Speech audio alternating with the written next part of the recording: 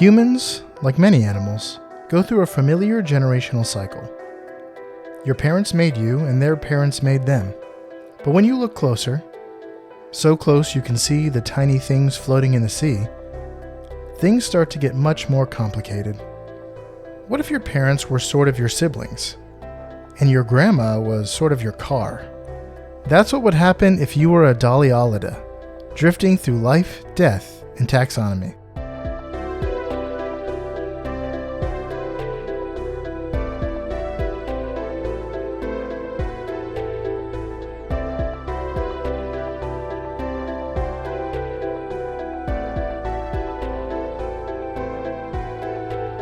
Welcome back to Life, Death, and Taxonomy. It's your 30 minutes of interesting animal information. I'm Joe. And I'm Carlos. Thank you to Cassie for the creation of our theme song. To hear more of Cassie's music, please search Cassie Michelle on YouTube or Spotify. I think I started by saying thank you to Cassie for the use of our theme song, but now I'm thanking her for the creation of it. I'm just glad it's in the world. I don't remember you ever thanking her for the use of the theme maybe song. it's always the creation then. And thank you to Johanna for the creation of this week's artwork. To check that out, you can follow us at our home of the web at ldtaxonomy.com. And a very special thank you to our patrons, to Jesse Raspolich, Carol Raspolich, and Richard Kaspar. Thank you so much for your support. It's greatly appreciated. Thanks for helping us keep the lights on. And today we're talking about a tiny barrel in the sea, but more on that later. Yeah, one carrying Orlando Bloom on it to go betray all of his pirate friends to Lord Cutler Beckett. Or Monkey D. Luffy. Oh. I'm appalled that I know what you're talking about. Only because it's in the public zeitgeist right now. This one. That's why I said it. Yeah, we're talking about the Doliolida. Dolly Parton. That's what we'll call it. Dolly Parton. Where it's also known as a sea squirt, and other members of the subphylum are known as tunicates. Mm-hmm. But we're going to call it here Barrel Rider, because I'm in a Lord of the Rings mood. And It's a Doliolida with Mary. That's good. No wonder that it's Mary that we love. Man, can you believe Dick Van Dyke is like turning 150 years old? Crazy. You're not gonna believe this. I can't believe that. Oh well, I don't know. Look it up. Let's taxonomize this guy. And I'm gonna have a little aside here. So it's in the kingdom you know, love, and are in. That kingdom is Animalia, but the phylum is Chordata. Okay, this, as we'll discover later, is plankton that we're talking about. The Doliolida is a piece of plankton. Mm-hmm. It's still an animal. But why is it in the phylum Chordata? I don't know. This is news to me. Now, we have always said, whatever we say, not always, but very frequently when we say it's in the phylum Chordata because it has a spine. We're gonna need to do a little bit of clarification here, because we are definitely talking about something that's in the phylum Chordata that does not have a spine. We are 2 episodes away from episode 300, and we are just now going to explain what makes up the phylum Chordata. The most common, I think probably the most common one on this show. With Arthropoda obviously being the second most common, and then Mollusca probably being third. But it's an easy mnemonic device to say that, it's Chordata, cord, spinal cord, has a spine. It's actually only members of the subphylum Vertebratae that have to have spines in order to be a part of the club. So you can still be an invertebrate and be in Chordata. Technically, to be in Chordata, you have to have, at some point in your life cycle, 5 things. A notochord, a hollow nerve cord, a thyroid, a pharyngeal feeding slits, or just pharyngeal they're just called pharyngeal slits. Sometimes they're used for filter feeding. And then at least a tail bud. So I saw that and I was like, do humans fit any of these descriptions? Do I have a pharyngeal slit? Yes, we do. We do have slits in our pharynx. Is that a mouth? Oh, it's in the pharynx. Okay. Yeah. So that means at no point do you actually need to have either cartilage or bone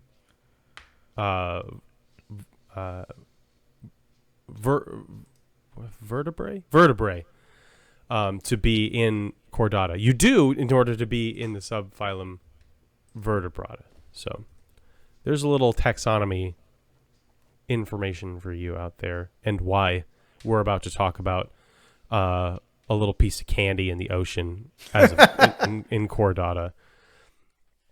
Because this one is not in the subphylum Vertebrata. The subphylum is Tunicata, which is like sea squirts and plankton and stuff like that. The class is Thalassaceae.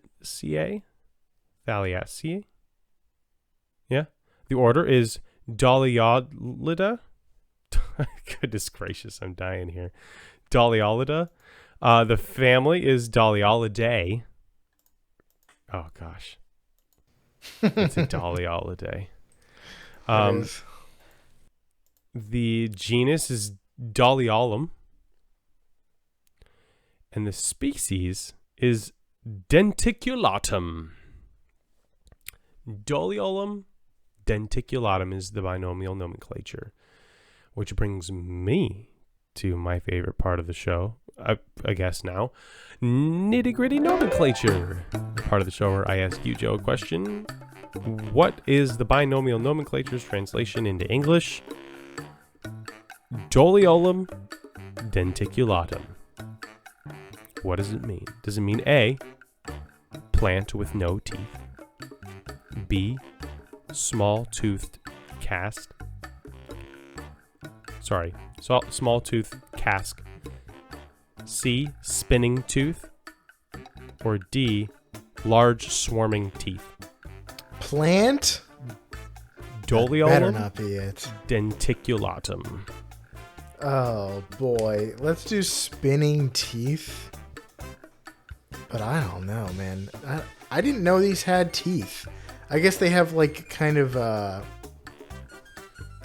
ridges. Like it looks kind of like a bow tie pasta on the end. That's exactly what it looks like. Teeth. Yeah, I'm gonna go spinning teeth. Final answer. The answer is small-toothed cask. Okay. That's acceptable. It's a barrel with little teeth.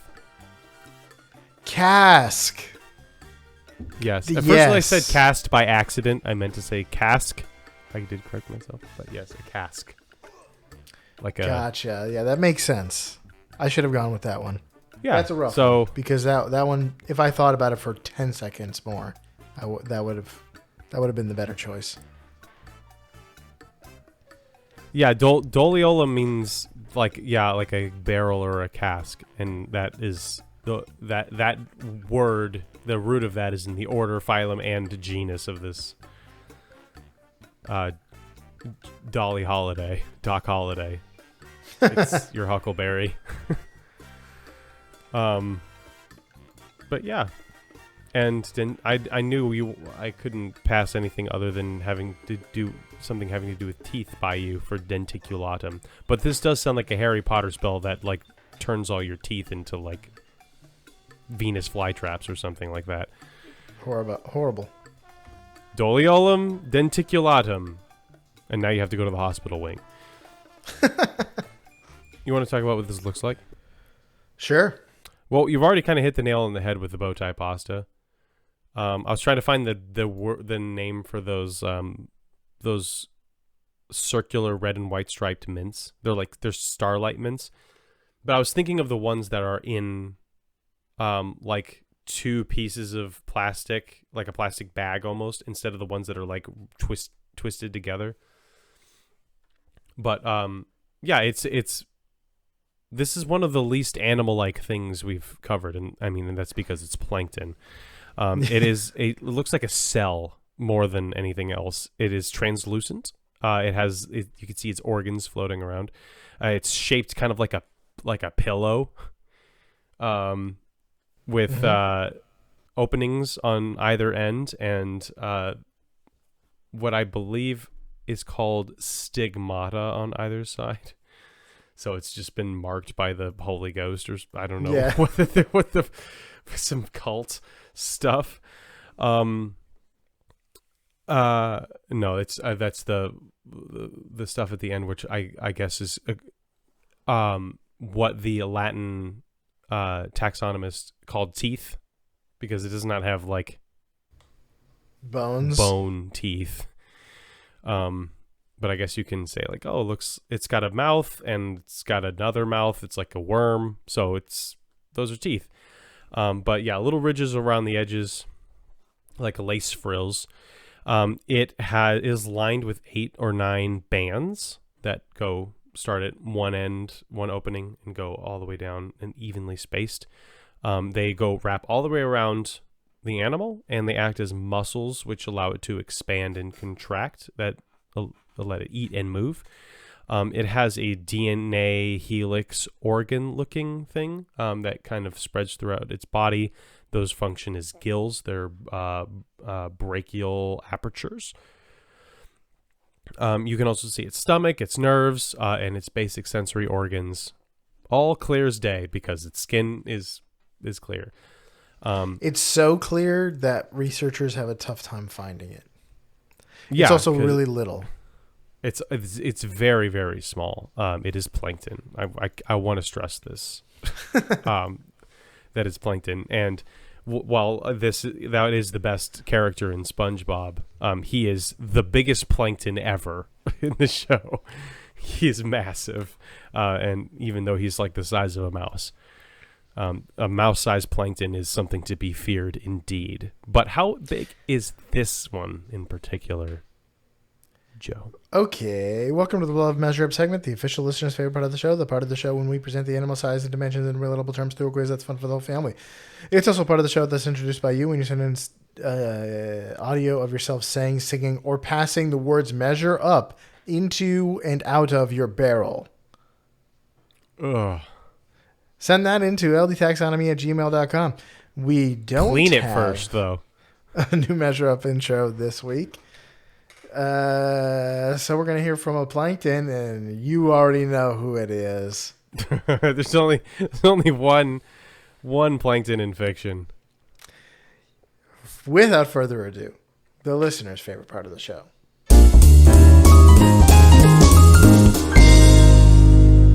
What, you think this is a game of kickball on the playground? You never had a chance to defeat me, fool, and you know why? Because you cheated? No, not because I cheated. He's the best. Joke. Oh, it might. Hold on. Because I'm an evil genius. Okay, that's it. Because he was an evil genius. The scenes where he's just screaming at the top of his lungs is that voice actor gave it his all, and I love it. Who is that? Is that? I don't know what his name is. He plays some other like Cartoon Network and Nickelodeon characters, but I typed in plankton on an episode about plankton, and I did not expect to not get the cartoon character. I got actual plankton. Doug Lawrence. Fascinating. Voiced by one of the show's staff writers, Doug Lawrence, who's always credited as Mr. Lawrence. Wow, he was a staff writer and he just nailed this character. Well done. He got so angry one day and they're like, you know what? You can be in the show, Doug. Let's talk length. They're bigger than you'd think. I learned about these in my foray into microbiology, and they're pretty macro for micro. So they're 1 to 2 millimeters long. I also saw some reports of 8 millimeters long. So we're going to go with 2 millimeters. I have a sneaking suspicion that the 8 millimeters is a particular part of their life. But what we're going to talk about, the 2 millimeters, that's what we're going with. 2 millimeters might as well be a mile in the microbiome. Yeah. Your whole life within 2 millimeters. True. How many Doliolida? Oh my gosh. It's such an easy phonetic word to say. But every time I try to say oil, but it's not oil, it's backwards oil. Doliolida. How many Doliolida go into the barrel length of the 1903 Springfield rifle? Barrel lengths again. I mean, yeah, because we have to. We're talking about a barrel. This is as appropriate as it gets, I suppose. Here's a hint. The rifle was developed by the U.S. for the Philippine-American War, but became standard issue in World War I for infantrymen. 26 inches. But I don't know how many millimeters that is. What is a millimeter to an inch? Like a million? I don't know. It's not a million because millimeters are marked on rulers. 0.07. Almost 0.08. 2 millimeters.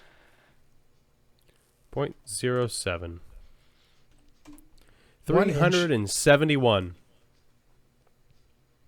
Final answer? Yes. The correct answer is 305. The barrel length was 24 inches. Or it's a victory. Millimeters. There you go. Victory. You do know barrel lengths. I just know that's a pretty standard rifle barrel length. So yeah. So let's talk living depth. They only live around 100 meters. Or 328 feet. Only is a strong word for that deep, but it goes deeper. It goes deeper. So how many Doliolida living depths go into the length of the Western Front? I'm guessing World War I again. Yeah, here's a hint. In World War I, the Western Front was a stretch of land through Belgium and France from the Swiss border to the North Sea. I heard it's pretty quiet over there. All's quiet. That's helpful, though. Swiss border to the North Sea. Not super helpful, actually. I don't really know how long that is. We're going to go with... Well, we know, like, based on, like, fun facts that you hear about comparing Europe to America, all of Europe can fit in Florida, so... Excuse me? Run that one by me again. I used to have a world map with an eye shot, but I took it down for something. I need to put it back up so that I can answer these kinds of questions a little bit more to go on. There's a website where you can like drag like states and countries to other parts of the map to compare, and it'll show you how like on a flat map the size of stuff changes and it's hard to tell. Greenland always looks huge, but it's small. Oh yeah. You said 100 meters. How many feet was that? 328. 6,400 is my answer. 6,400 living depths for the Doliolida. What did you guess for the length front? of the Western Front. I guess 400 miles. The correct answer is 6,439 depths. That is exactly what I just whenever I get like a number, I just round it to the nearest thing. But I have 649 on my 6,439 on my calculator right now. Technically, the front was over 400 miles, but 400 miles. That's what everyone thinks. 400. I guessed it exactly. What? You got an A+ on this episode. That is incredible. No, I got an 82, and then I got a 100. So that. Oh, that's right. You can be a nurse though, and that's what's important. Well, You're averaging. I got a 91. That's 91's pretty good. That is pretty good. That is definitely nursing school victory. That's wow. I can't believe it. 400 miles exactly, or I guess over it. But that's all right. Yeah. Don't tell me I don't know Western European geography. I apparently know it like the back of my hand. Alrighty. So that's all I got for that. Do you have any fast facts before we get into the major fact? I do. So this guy, we'll call it, I guess, lives all over the tropics. And when I think of the tropics, I think I live in the tropics. But we don't live in the tropics, you and I. We live in the subtropics. Yeah. The tropics are the latitudes around the equator. Do you know what countries the equator goes through? Like just off the top of your head? Ecuador. Yeah, that's pretty good. That makes sense, I guess. It goes through like Colombia, which is way further south than I think of the equator. I always think of, because it's so hot in Florida, I always think of the equator as like being in the Caribbean, going through Mexico, but that's not the case. So the tropics go both north and south of the equator. So that's like from Bolivia in the south to Mexico in the north. Or Egypt to Mozambique. Like that's the whole swath for the tropics. But we live in the middle latitudes, which from the north are from Mexico to Alaska on the western hemisphere, and Egypt and Norway in the eastern hemisphere, and then Argentina to Antarctica in the south. So there's like almost everybody in the world lives in the northern middle latitude. Because it's nice to live there. Yeah, and there's just not a lot of landmass in the southern hemisphere. It's like Argentina, Chile, and South Africa, and then we're Australia, and that's it. Isn't Cuba in the tropics? So we're pretty close to the tropics. Yeah, we would be. Cuba would be in the tropics. I think parts of it at least. It goes up to Mexico, but it doesn't hit Florida. So the entire United States is in the middle latitudes. But it's also interesting that the poorest countries on Earth find themselves in the tropics.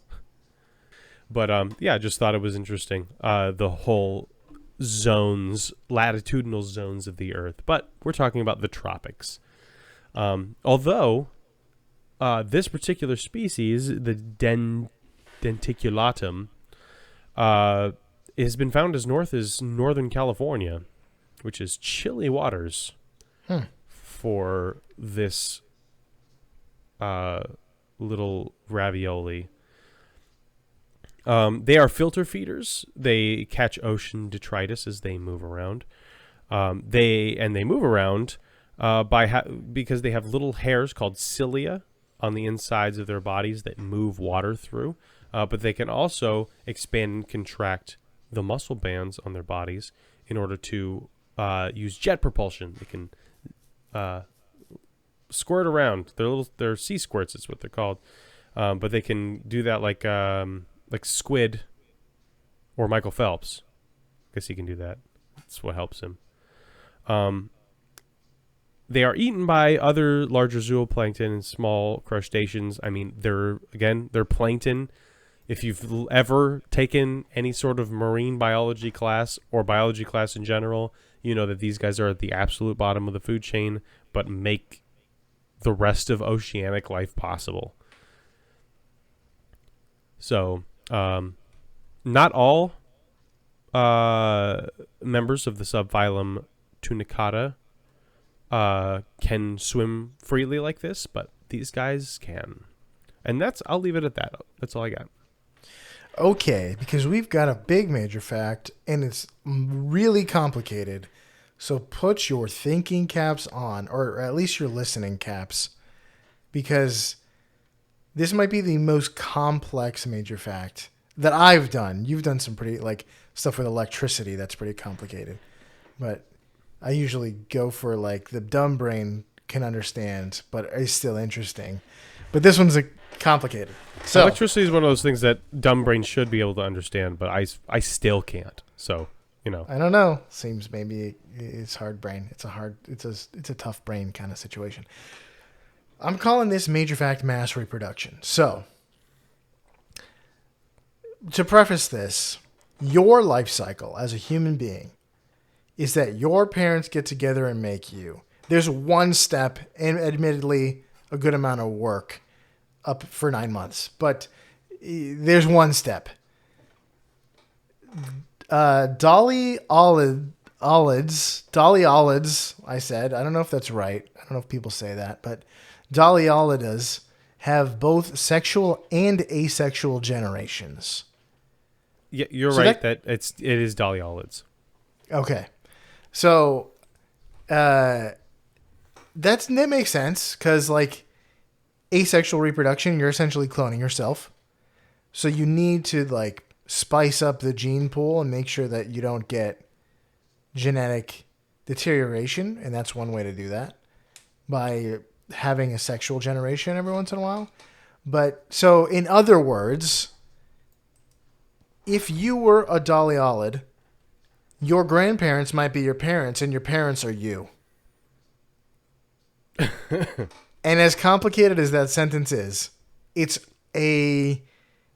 less complicated than what is actually the case. So here we go. The sexual generation of a Doliolid, they're called gonozooids, or zooids, which have 8 muscle bands and male or female gonads, which gonads are, not to get blue, they're organs needed for sexual reproduction. So they've got the tools for a normal, what we would be familiar with kind of reproduction, at least in terms of laying eggs. So the female gonozooids lay eggs, which are fertilized by the males. When the eggs hatch, the hatchling looks slightly different with 9 muscle bands and no gonads. So far, pretty normal, except for the baby is born without the ability to make babies, or so we think. They also have 2 stalks growing out of their dorsal and ventral sides, which is the top and the bottom, respectively. Asexual generations, this new baby, they're called nurses. So we're going to call them nurses. So far, how you doing? I'm just thinking of the Dolly holiday with Mary. So I'm following.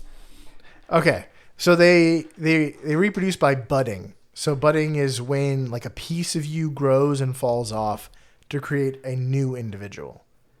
So it's a common form of asexual reproduction, where you just flick off a piece of you and it makes a new one. So the buds are produced out of the nurse's ventral stalk. So that's the stalk on the bottom. And here's the first weird part. They need to grow and develop on the dorsal stalk, which is on the top. So they come out of the bottom and they got to go to the top. How? So the buds transfer from one stalk to the other while staying attached to the body by hitching a ride on special moving cells called phorocytes, which look like little amoeba. So it's attached to the cell that moves along the body to the top. Already pretty major. That's really weird. So as buds develop on the dorsal stalk on the top now, they develop their own dorsal stalk, which they use to remain attached to the original. So, like, imagine you're growing on a hat, then you grow your own hat, and the hats are connected. I'm growing. What? So they grow their own dorsal stalk, which is what connects them to their original dorsal stalk. So their one part of their body is taking the gondola cell over to the other side, but they're still attached to the original side. So they kind of form this like ring. No. So you just climb from the butt to the hat. Well, you don't climb. You take the gondola cell. You're growing on the hat. Then from the hat, your own hat grows, and the dorsal hats are connected. So there's no ring. You're not still attached to the original side. It's like, let's say you grabbed me by the shoulder, and I grew an arm and held your hand with it, and still connected. This is horrifying. This is a Salvador Dali painting. So they develop spoon-shaped bodies. So they normally it's a barrel shape. The nurse is a barrel. The parents were barrels. This one, the one side is so much larger than the other. It's like a concave spoon shape. So the stalk gets longer and longer. The original stalk gets longer and longer, with more and more spoon children. They are still asexual, though. These are all asexual. The nurse is asexual, and the spoon children, which are growing on the nurse's stalk, are also asexual. So we've got 2 generations of asexual Doliolides. Okay. So then the phorocyte cells, which are the cells that move, the carrier cells, grow a second batch of buds. And then these are different from the first generation of buds. They are barrel-shaped, like the nurse, and they attach to the nurse's stalk by their ventral stalk, their bottom stalk, instead of their dorsal stalk. So their older brothers, the previous generation, is attached by their hats. These are attached by their butts. So this second generation of stalk children are called phorozooids, and they are still asexual. So you've got 3 generations now of asexual Doliidae. There's one big nurse, and on the nurse's hat are a bunch of the first generation that are all spoon-shaped to her by their head. Yes. And now the second generation is spawning from the bottom, connected by their bottoms. No, they're spawning from the top, connected by their bottoms. Everything's on the top hat. Oh, they don't go to the dorsal or the ventral side. The phorozooids grow them. The phorozooids that move to the hat grow new ones. The carrier cells, the gondolas. Oh, the phorocytes, yeah. Oh, yes. Yeah. So, meanwhile, we have a full-on polymorphic colony going on at this point. So, with the nurse on one end and a stalk of a bunch of buds coming off of it, since the buds are doing a lot of feeding, the spoons specifically, that's their job, is to feed. The nurse loses its need to feed, so it loses its organs and mainly acts as a locomotive power for the colony. So now this colony of spoons with this new generation growing on it is doing all the feeding. So now the stalk is full. The hat is full. So the phorocytes begin to plant more buds on the second generation ventral stalk, which is still attached to the colony. So remember how the second generation, their hat, or the second generation's bottom is attached, they start to grow their own buds. This third generation, which is growing on the second generation of buds, planted between the second generation and the original stock, these are sexual gonozoids. That's what they're called. Remember, we talked about that was at the beginning. That's what the parents were, gonozoids. So we've gone 4 generations if you count the nurse, and we've gotten back to sexual reproducing animals.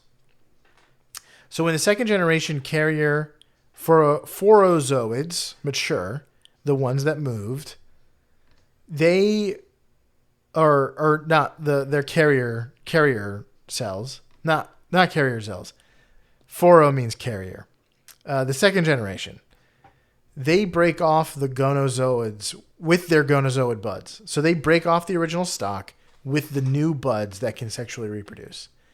When all of the carriers leave the colony, the nurse and all of the asexual spoons die. So they've launched this carrier generation and the sexual reproducing generation, which are attached to each other, and they disperse. Then when the gonozoids reach maturity, they detach from the carriers, and then the carriers die. The gonozoids lay eggs, fertilize them, and repeat this whole process. So it's like a space shuttle. Yeah. So 3 generations live and die. Why the need for the first generation? The nurse, or the nurse gets them around. You have the first generation. Spoons. They eat. They sustain the colony. Oh. They exist to eat. The second generation spawns the third generation. Yes. Second generation spawns and carries the third generation. So. Got it. And so you think, like, why don't they just sexually reproduce? I don't know, but like this process, starting with one individual, produces tens of thousands of doliolids, which is a growth rate that's kind of unheard of in most animals. But most of them die. Most of them die, but like still process. Thousands of them are created that can reproduce sexually. And you disperse them because you have these carrier things that just disperse so that you can potentially shake up the genes. Yeah, I don't remember this episode of SpongeBob. That would have been really weird. But just think about, like, your dad was you, your grandfather was you, your grandfather's father was you, then your grandfather's father's father's father was not you. That's your parent. Wait, but buds aren't clones. They're children.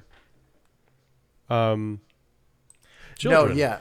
They're technically not clones because, technically, genetically very similar because you only have one set of genes. You're not mixing them with others, but they're not the same because one generation is a spoon, one generation does something, like they all have different roles.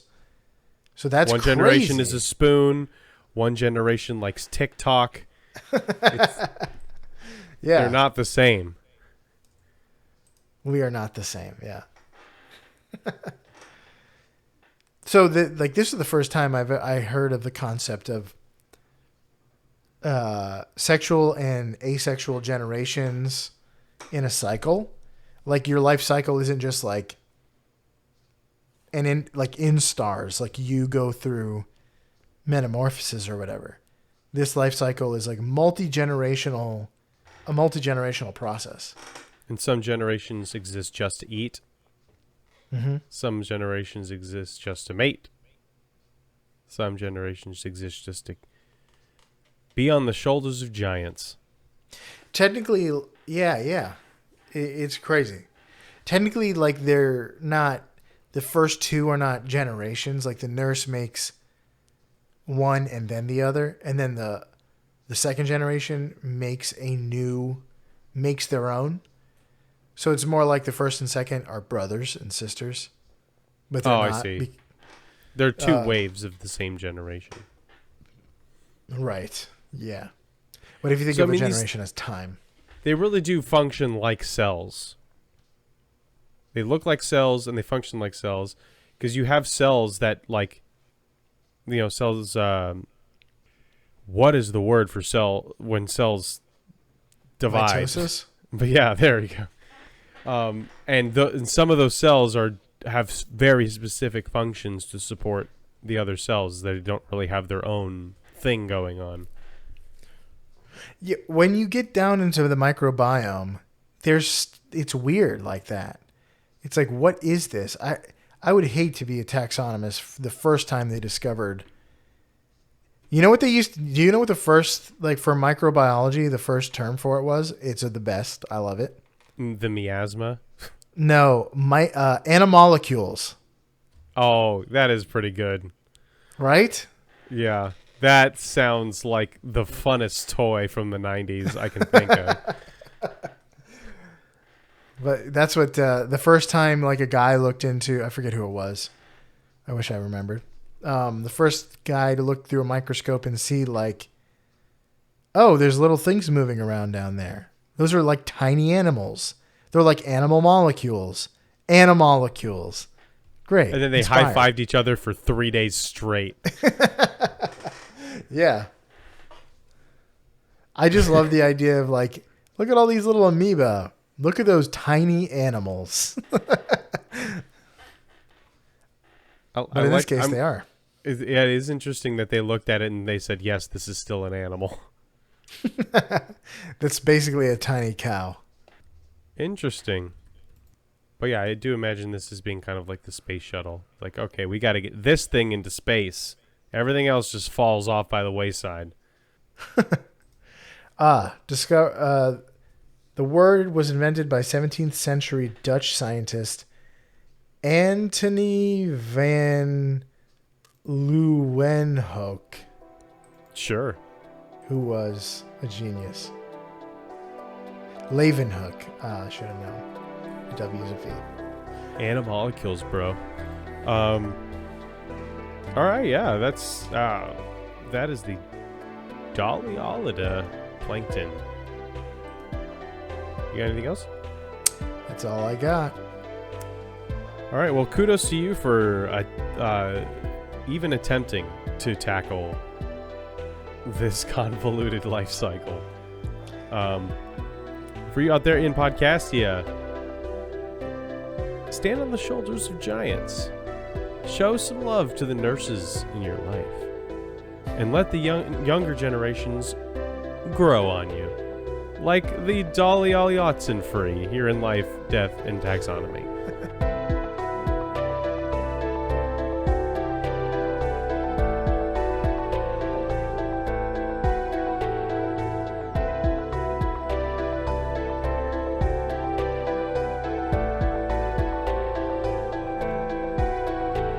Hey Taxonomy Titans, I just want to remind you that we now have a Patreon. Patrons can see full video episodes and get shoutouts on the show. But ultimately, it's a way for you to help us cover some costs and get even better. Still, reviews are the best way to help us grow. So if you haven't left one yet, we'd really love to hear from you. As always, thanks for listening and engaging.